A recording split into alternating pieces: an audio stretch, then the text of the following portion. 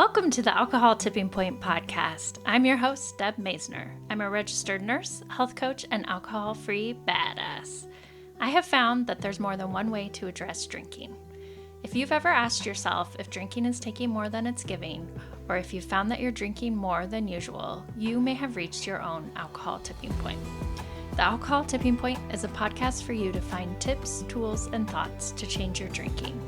Whether you're ready to quit forever or a week, this is the place for you. You are not stuck and you can change. Let's get started. Welcome back to the Alcohol Tipping Point podcast. Today we have Todd Kinney. Todd is an attorney who lives in Omaha, Nebraska with his wife, 4 kids, and 2 wiener dogs. That was a fun fact for me because I grew up with wiener dogs and I have one. Well, he's a rescue dog. He's like a mix. But anyway, I'm a fan. In Todd's free time, he enjoys traveling, golf, hanging out with his family when they let him, and spending an unhealthy amount of time and money supporting the Iowa Hawkeyes.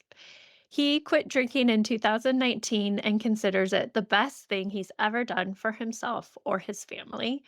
Todd is also the author of I Didn't Believe It Either, One Dad's Discovery That Everything is Better Without Alcohol. So welcome, Todd. So glad you're here. Thank you for having me. I'm happy to be here. I felt like I need to emphasize Iowa because a lot of people get Idaho and Iowa confused. I think you're right about that. It's hard to believe that they're not very close to each other. But No. people do get it confused. Yeah, one is like corn and one is potatoes. And anyway, for people that Yeah. don't know, I'm in Idaho. And There's you're even I am in Omaha, Nebraska, but went to school at Iowa, and they even sold a shirt in the bookstore when I went to college there that referenced Idaho and kind of made fun of the fact that people mix up Idaho and Iowa. Yeah, we have the same shirts. It says Idaho, not Iowa. Oh, that's funny. I love it. Okay. Well, I want to thank you for writing this book and just giving your perspective as a dad, as an attorney, as someone who, just reached their quote unquote tipping point with alcohol and unwound the habit. And I just think it's so great to hear different stories. And we get a lot of like women's quit lit and from a mom's point of view. So I appreciate hearing from the dad side. So thank you. Thank you for writing that book. Yes, well, thanks for having me. And one of the reasons why I wanted to write it, it's not geared towards males. I do have a chapter in the book that's about giving up alcohol as a male and kind of what that's like and how closely tied to my identity that was. But almost all the quit lit I read when I was early on in quitting was from women.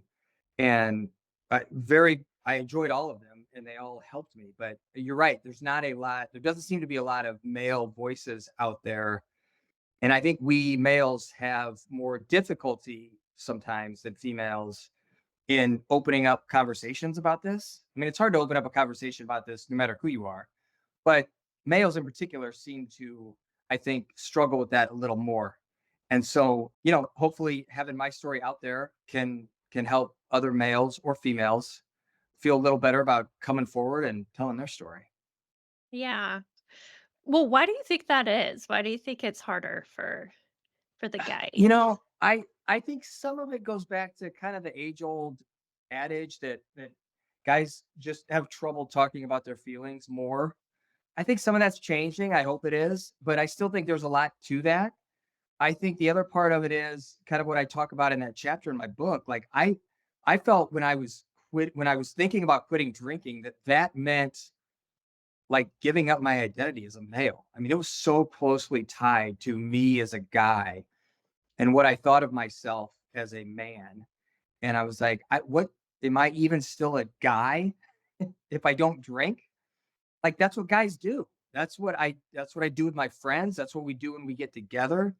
That's what makes it. I had so wrapped up into my identity as a male that the thought of going without it just kind of rocked that whole image in my head of like, well, what kind of person are you? What kind of guy are you?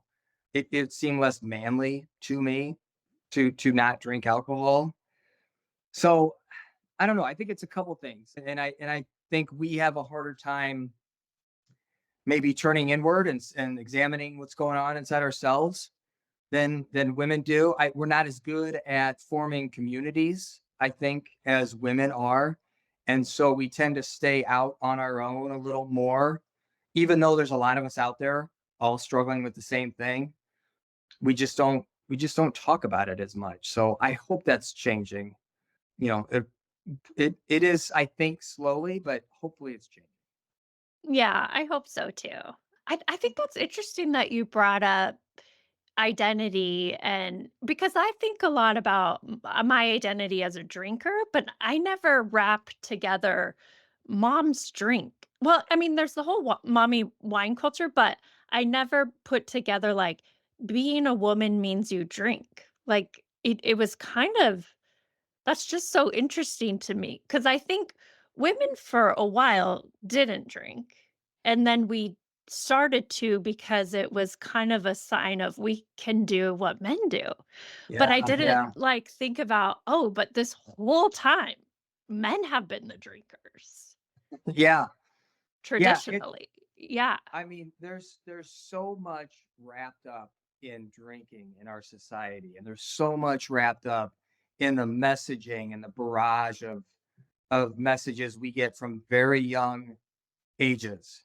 And it's kind of fascinating how the kind of mommy wine culture evolved because I think it was a very concerted effort from the alcohol industry to start targeting women, and it worked. It was extremely effective, and they never really had to do that with males because, to your point, males just always drank.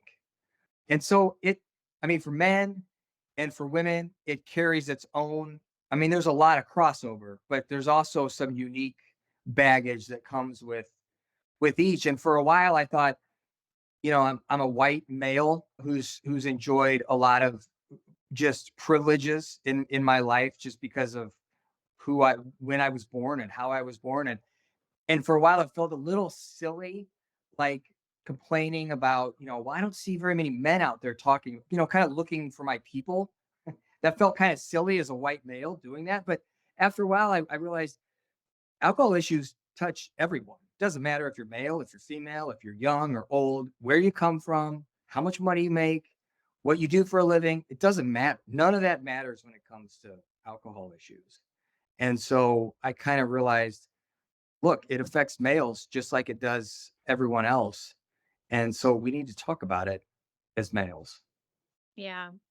Well, and I think that highlights how because in this instance, you're a minority, right? But in the bigger scheme of things, you are not. And so that just makes me think of still even within the sober culture, we'll just call it, like people do want to find other people that look like them. And that's why there's like these LGBTQ groups and there's women only groups and then there's groups for people of color and all of that. So it is helpful. I mean, people just naturally do wanna find other people that are similar to them and get it as well, and yeah. It can make a big difference. There's a story I tell in the book about an exchange I had with a fellow attorney in a mediation in Florida. This was like probably 4 or 5 months before I quit, where we were about the same age. We had kids about the same age. We both worked at very similar law firms. We did very similar jobs. We were just kind of two people in the same phase of our career. And he just happened to mention in passing almost during a side discussion during this mediation that he had given up alcohol when his oldest turned 13. And that was kind of it. He just kind of mentioned it. But that comment stuck with me more than I ever thought it would. And in hindsight, it was almost like he was giving me permission to like go down that road of thinking about quitting for good. As I saw across the table someone just like me in my position, and I thought, "Oh my gosh, he gave up alcohol, and here he is sitting in the flesh. He lived to tell about it. Maybe I can do that too." And it was really an impactful comment he made that I kept coming back to over the next few months when I was debating whether or not I should give up alcohol for good. Wow. Yeah, I remember reading that. And then you reached out to him. How far out were you when you reached out to him again? I was a few months. It was, let's see, probably 4 or 5 months.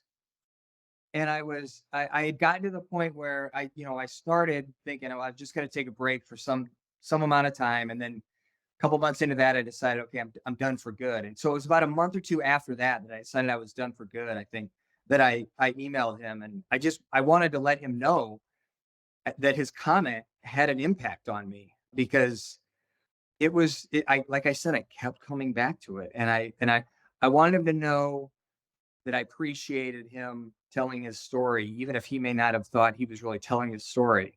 I wanted to let him know that. Wow. Yeah, you just never know of how You're you can. No, Wow. I know. Well, let's hear more. Let's hear your story. Like your story with drinking and then unwinding the habit. Yeah, so my story is, I did not have it. I grew up in had a very blessed childhood. I had, two loving, caring parents who were always there. I had three siblings. It was your typical, upper middle class household. No real childhood trauma that I went through. My Both my parents drank. My dad drank more than my mom, but alcohol in our house was just something that was kind of always there. There were no outward consequences from anyone's drinking. I grew up thinking alcohol was just something you do, and it was something social, and it was something that you do when company's over, and something you do on the weekends, and something you do when you're celebrating something. I just thought it was a normal everyday part of life. And so as a teen in high school, I drank. I'd say I was probably fairly typical teenage drinker. I don't think I drank a lot. I don't remember, you hear some people's stories, and they talk about taking that first sip of alcohol and just kind of transporting them into another world where they're like, this is where I'm meant to be. I didn't have a moment like that. But I did grow to like drinking. I'd say it took off a little bit in college, as drinking does for some people. I went to school at University of Iowa, and drinking, like at a lot of places, was a very central part. Binge drinking was a very central part of the whole college experience. It was just something that everyone did. And I that's what college is where kind of my drinking patterns started to emerge that would then stay with me into adulthood, and some of the patterns that eventually led me to question my drinking. But in college, I wasn't paying attention to them. Drinking so prevalent that it's hard to stop and look inward and realize you're drinking. It could be problematic because everywhere you look, there's someone who's doing the same thing or drinking more than you. But in college, I would I just I was the drunkest one in the room more often than not. I was constantly thinking about drinking, even when I wasn't. I was always in a hurry. I was in a hurry to start drinking, and I was in a hurry to keep drinking once I started. I just didn't have an off switch. A lot of people have something in their head that after a few drinks tells them to slow down or stop, and I don't have that. And what I had was something that told me to keep going because the party was just getting started. And so, I worked hard in college, got decent grades, drank a lot, and was kind of your typical college experience. Then went on to law school. Again, more drinking. I thought law school was going to be a little more serious than college, and I figured the drinking would taper off a little bit, and I was very wrong about that, both personally and kind of around law school. Everybody drank in almost everybody drank in law school. It seemed like the work hard, play hard culture was even more pronounced in law school. And so I graduated law school, began my professional career. My drinking never really changed all that much. I mean, I was drinking less when I was 30 than I was when I was 20. But the patterns that emerged in college were still there. I still drank too much more often than I wanted to. I still had trouble controlling how much I drank. It was still difficult for me to control how much I drank. I still was very obsessed with how many drinks have I had? How many more can I have? How many should I have tonight? When should I stop? I mean, that was so much work. And if I wasn't drinking, I was either recovering from drinking or thinking about the next time I was going to drink. And so, and even by the for the last probably 10 years I drank. I did not, for the most part, I did not drink during the week. I was mostly a weekend and social drinker. But again, the patterns were still there, and it was taking its toll. And I got to what originally got me evaluating my drinking was in 2013. My wife and I were fighting a lot. We were bickering a lot, and we just things were off. And I was concerned that when we would argue, I would go from, like, calm to agitated to just like shutting down, like, really fast. And I normally didn't do that. I was normally the one that wanted to, like, talk stuff out. And we were getting in a rut and a bad pattern of me just like getting mad and shutting down. And so I decided to go see a therapist to talk about that. And 5 minutes into my first therapy appointment, we were talking about my drinking. And so, in hindsight, my stated reason for going to see the therapist was, well, I'm not getting along very well with my wife. In hindsight, a lot of the underlying issue was I was having an internal battle with my drinking. It was getting to the point where I was like, I need to do something about this because it's causing problems in my marriage. My wife and I would kind of have the same fight over and over again. We do this morning after drill where I would walk on eggshells trying to figure out how mad she was from the night before. I was trying to piece together the night before. That's awful.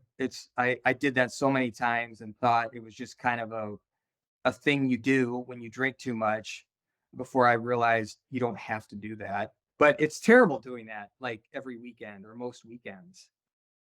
And so my therapist at his very first meeting suggested a 90-day break from alcohol. And I literally thought she was asking me, I felt like she was asking me to run into a burning building, because 90-day break scared the crap out of me. I was willing to take a break.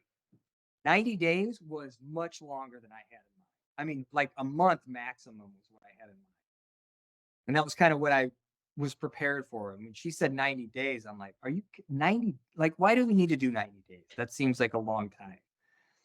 And she said, you need that much time to kind of let some of the benefits um, sink in. And you need that much time to kind of feel what it's like to live a life without alcohol. And I was like, well, that still seems like an awful long time. And but I was at a point where I wanted to do something, and so I told myself, she's a professional, trust her. And so I committed to a 90-day break, and it was good. It wasn't too difficult physically not to drink. It was weird not drinking. It felt weird. There were definitely times where I'd sit down and watch a football game and I'm like, where is my beer? Like, this is, how do people watch a football game without a beer in their hand?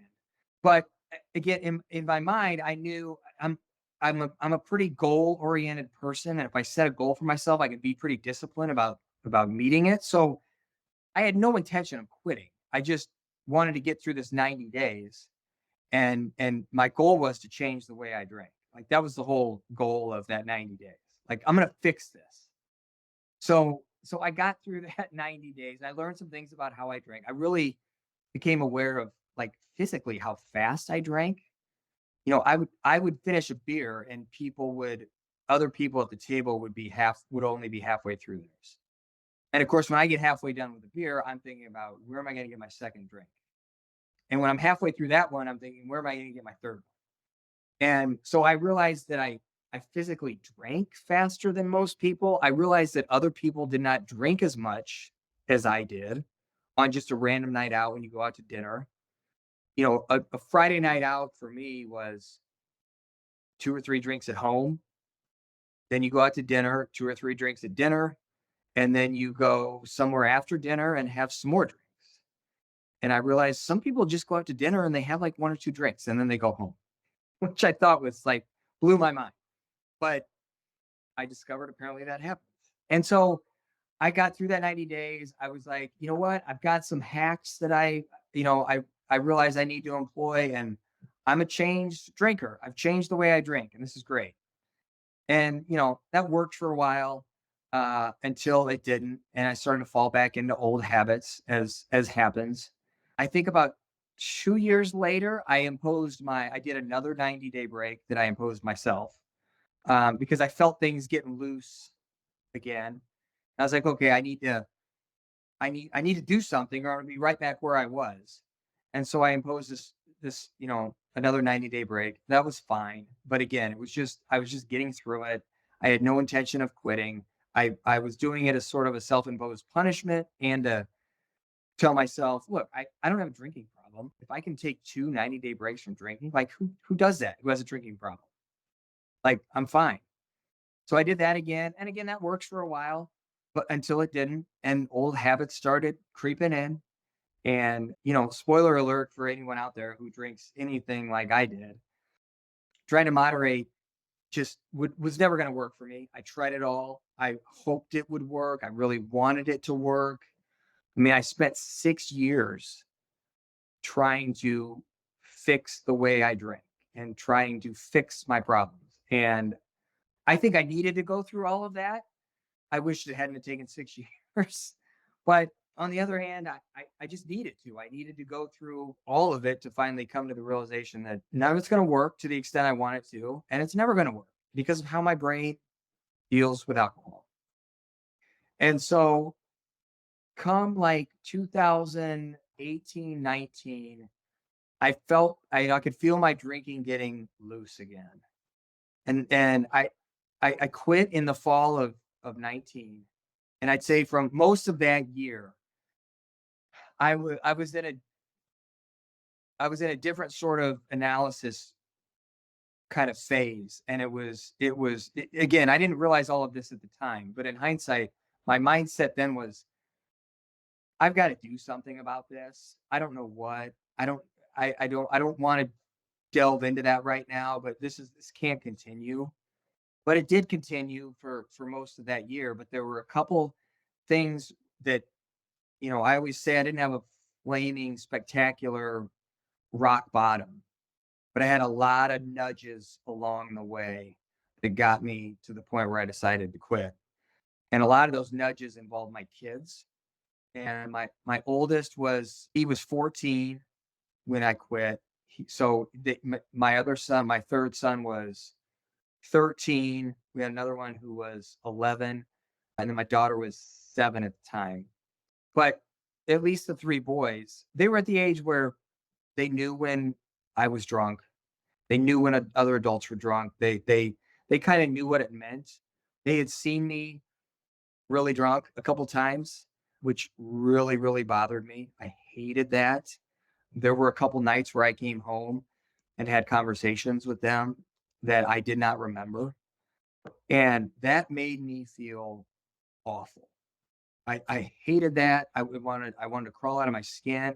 I wanted to take it back. I wanted to rewind and I hated how that made me feel.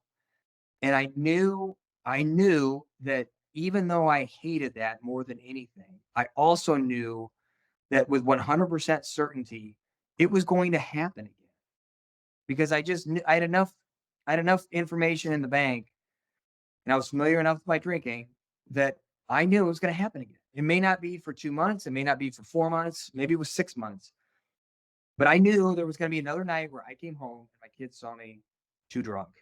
And I was like, Why why is that acceptable? Why are you standing for that? Why are you going to continue doing something that you know is going to put you in a position that makes you feel as awful as that makes you feel?"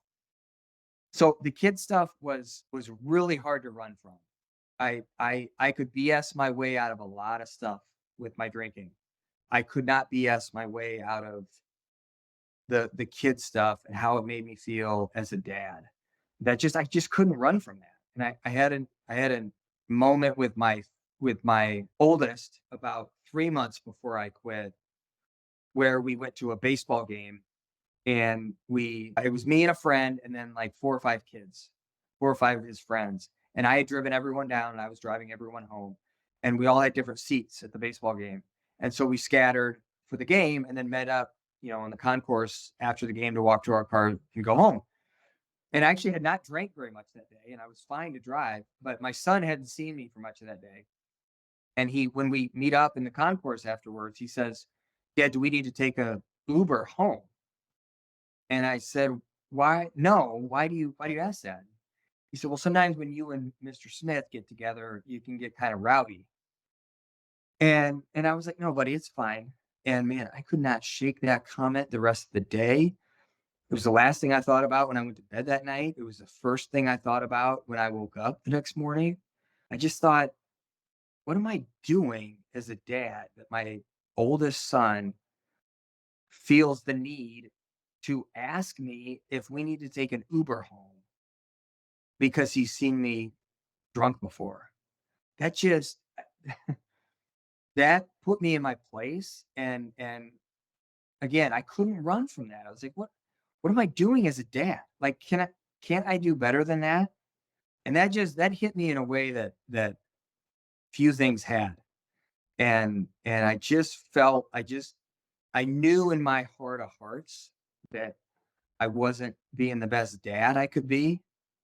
And again, I couldn't run from that. I could fine, I want to do stuff that hurts me or affects me as a person. That's one thing. But when I'm doing stuff that is affecting my kids and affecting my ability to be the best dad I can be, that's that's that's a problem.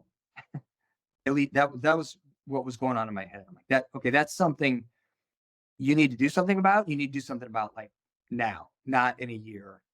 And stop rationalizing it and making excuses for yourself, because you get one shot with these kids and parenting is hard.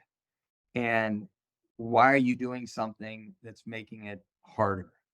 So that happened about 3 or 4 months before I quit. And then the last weekend I had drinking was one down in Arizona with some good family friends. We were celebrating someone's 40th birthday.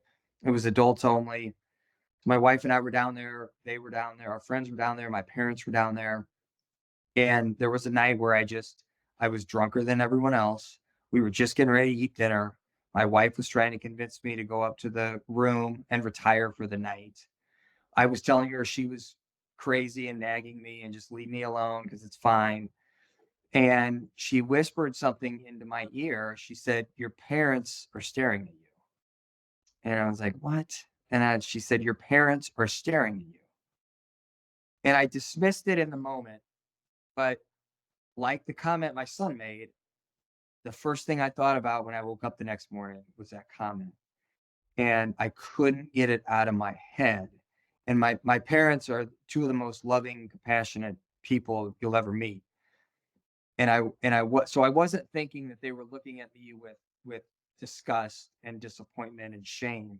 What I was thinking was they were looking at me and probably thinking, "There's our 44-year-old adult son with 4 kids of his own, the drunkest in the room at a birthday party, while his wife tries to get him to go up to the hotel room."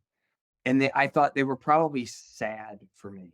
And they probably were looking at me just with sadness and maybe some sadness for my wife having to deal with me. But the feeling of, even as a 44-year-old adult, the feeling that I did something to make my parents sad just wrecked me. And again, was something I could not run from. And it was after that weekend where I just said, how many times are you going to do this? Like, how many Sundays are you going to wake up and be like, man, I drank too much last night. I can't believe I did that. I said I wasn't going to do that.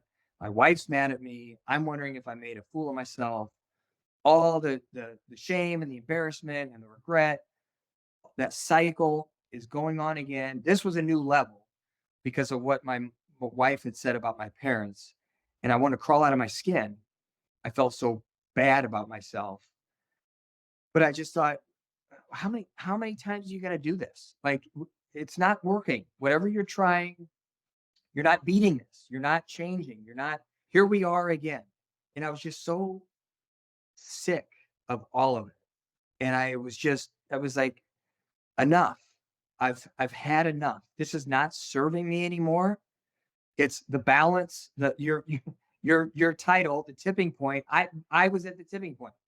The negatives had started to outweigh the positives. And I didn't decide in that moment that I was done for good, but I had decided I'm taking another 90-day break. But it felt there was something different about this one. And I even at that moment, I knew in the back of my mind that I was done.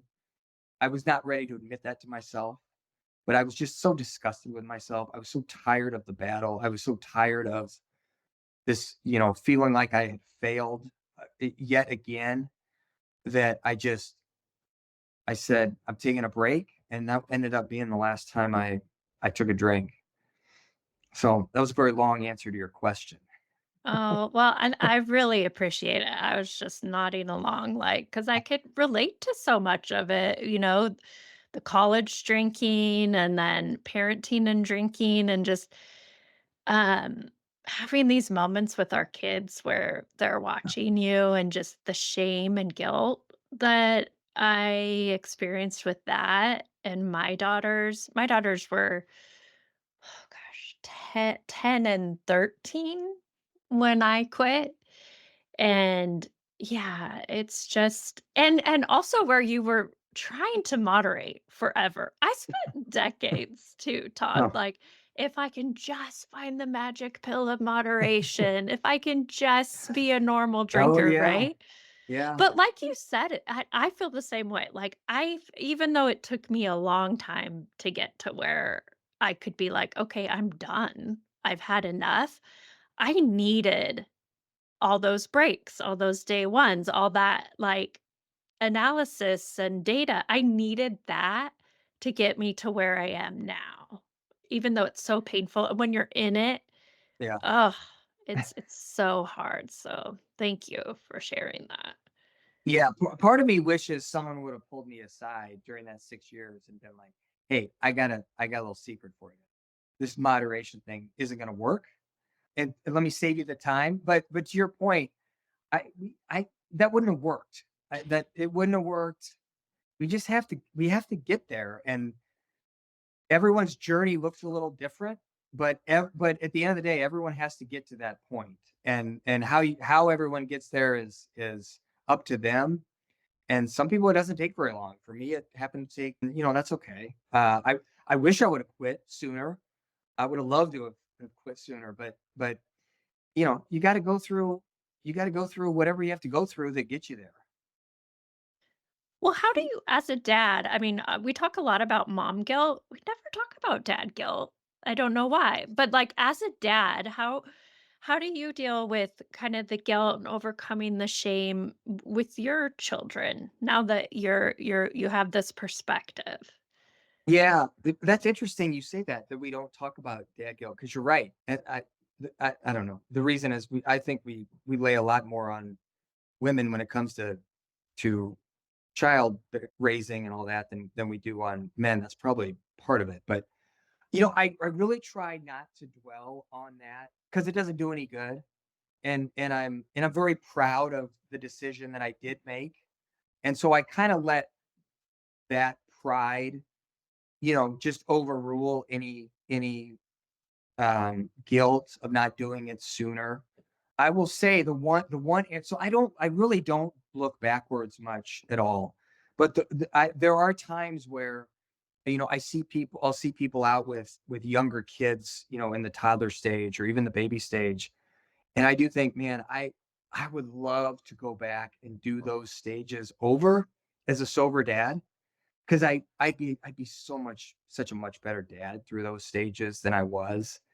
I do have I do that every once in a while, and that's when I see people with kids younger than mine who are thinking about giving it up. I just tell them, oh my gosh, I'd give a lot to be able to go back and redo the stage of parenting you're in right now.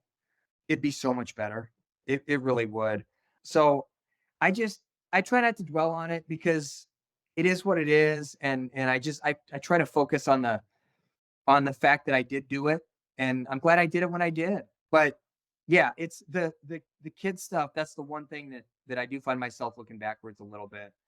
There's so many, you know, parenthood is so there's so many different phases to it, and you feel like you don't know anything while you're going through it. And I don't know about you, but I feel like I haven't figured anything out until it's too late. So I feel like I'd maybe figure out a few more things going through those stages as a non-drinker, but I try not to dwell on that too much. Yeah, and I just wanna add, add because it's a question I get asked a lot and that I think about a lot is, it's separating, like, guilt from shame and telling the whole Yes. story. So Yes. I feel guilt over a lot of the way that I drank or showed up as a parent, but it doesn't mean I was a bad mom. So I have to kinda tell the whole story of what kind of mom was I, and not just focus on the bad parts. And then also, I think it's so powerful for our kids to see that we're not perfect and that we can overcome something like this.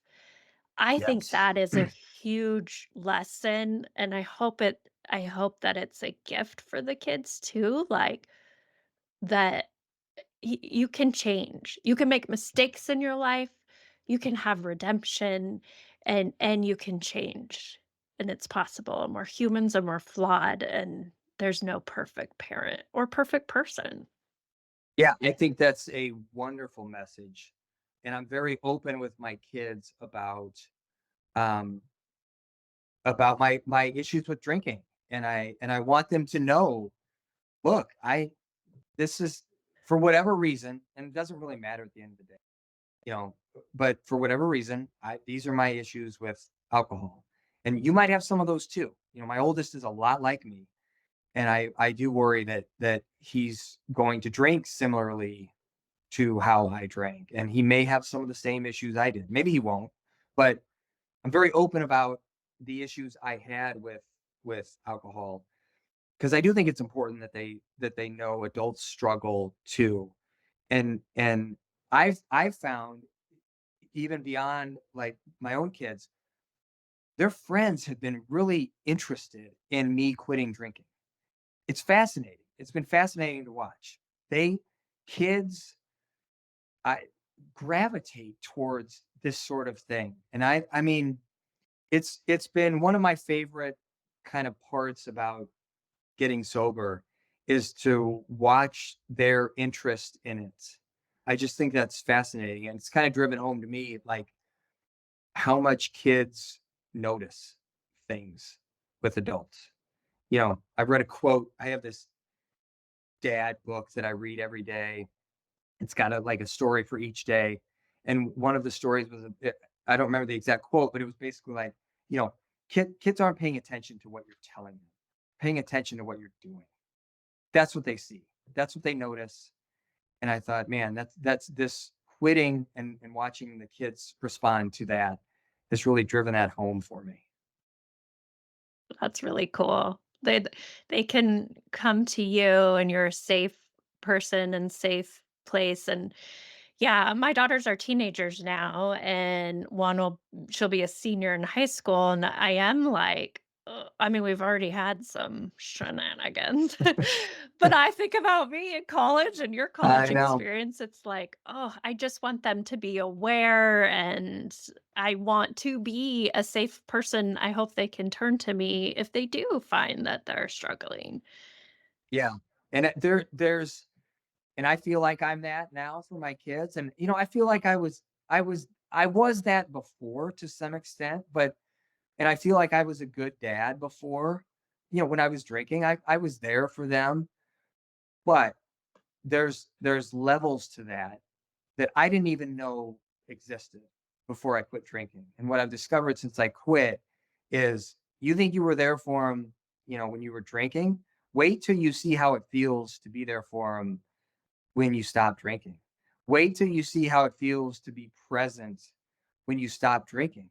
It's a whole nother level that I didn't even know existed. And the benefit of that not only is being there on that level for your kid, but it's also the peace of mind that I have knowing that I'm there for them in a way that I wasn't before, and that there's never going to be a night that I'm unavailable because of my drinking.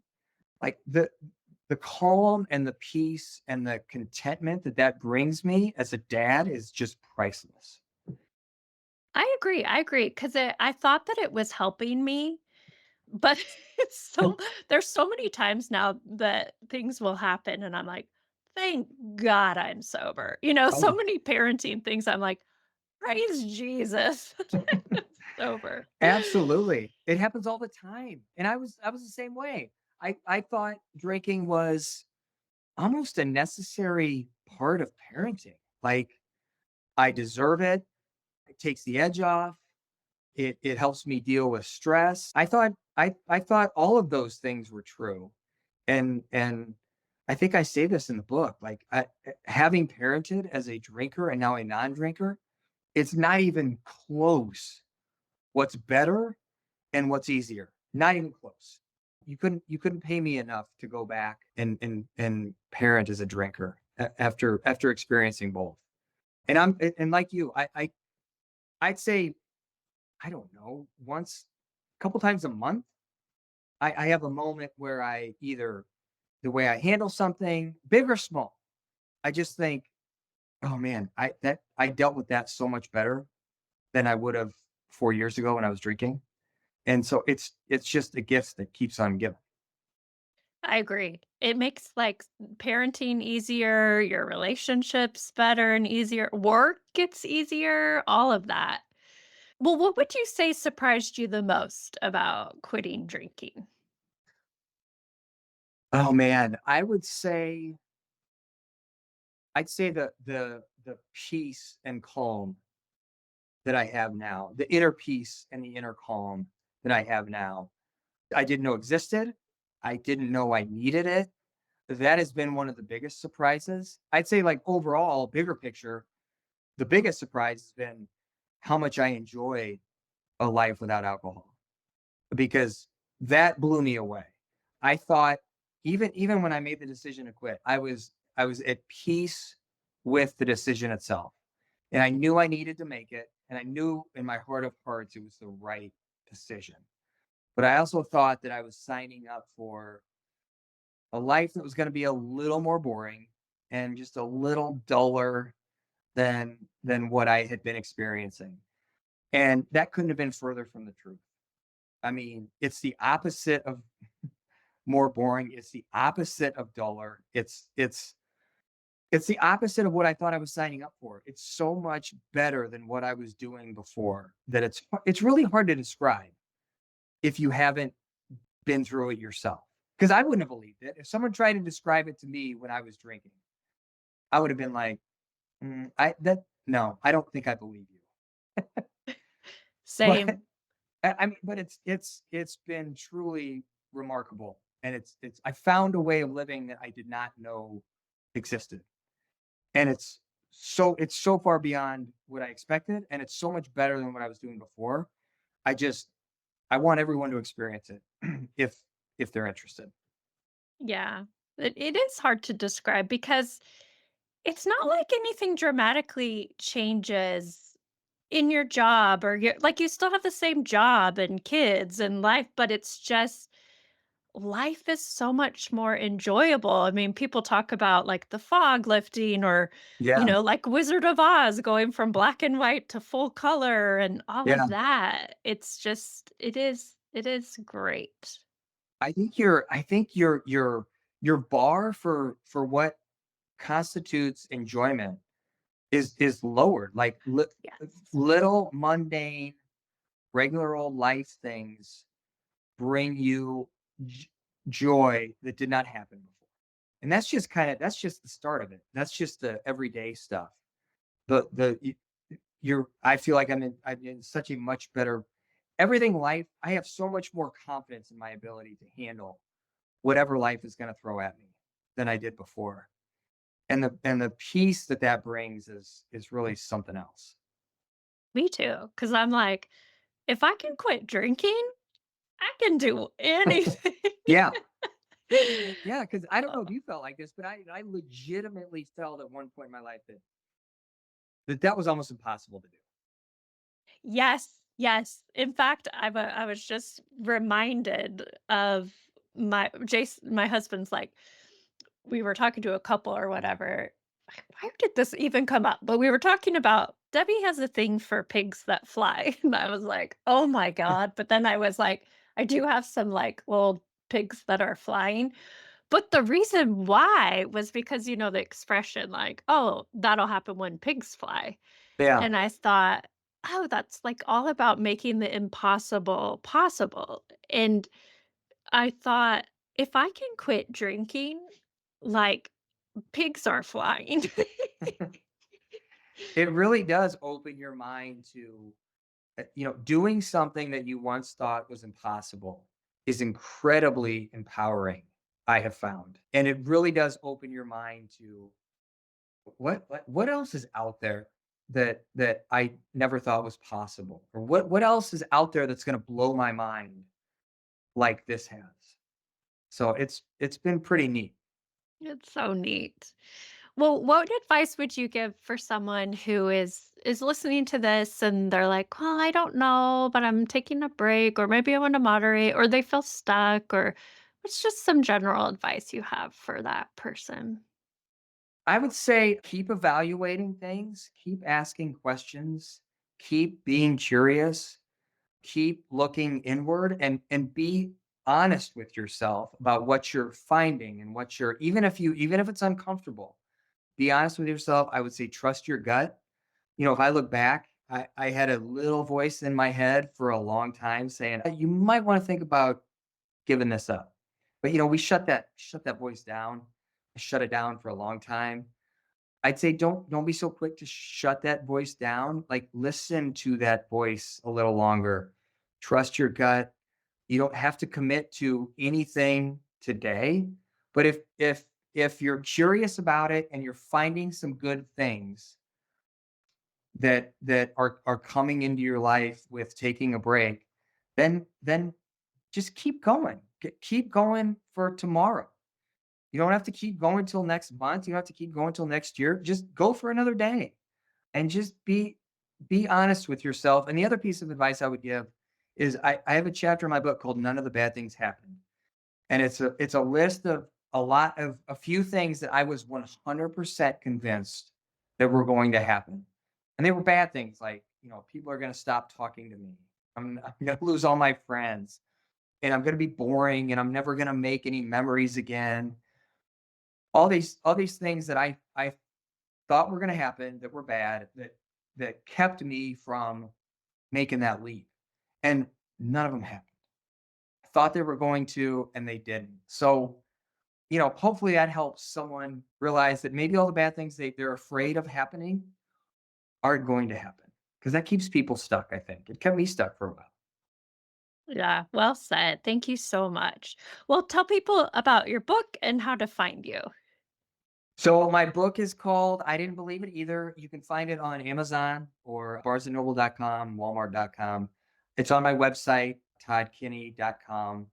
Also, I'm on Instagram at tkinney111, Kinney. Anyone wants to reach out and touch base on any of this stuff, I love talking about it. Awesome. Well, I'm so glad that we got to meet and connect, and thank you so much for sharing your story. Thanks for having me. I appreciate it very much. I enjoyed it. Thank you so much for listening to this episode of the Alcohol Tipping Point podcast. Please share and review the show so you can help other people too. I want you to know I'm always here for you, so please reach out and talk to me on Instagram at Alcohol Tipping Point and check out my website, alcoholtippingpoint.com, for free resources and help. No matter where you are on your drinking journey, I want to encourage you to just keep practicing, keep going. I promise you are not alone and you are worth it. Every day you practice not drinking is a day you can learn from. I hope you can use these tips we talked about for the rest of your week, and until then, talk to you next time.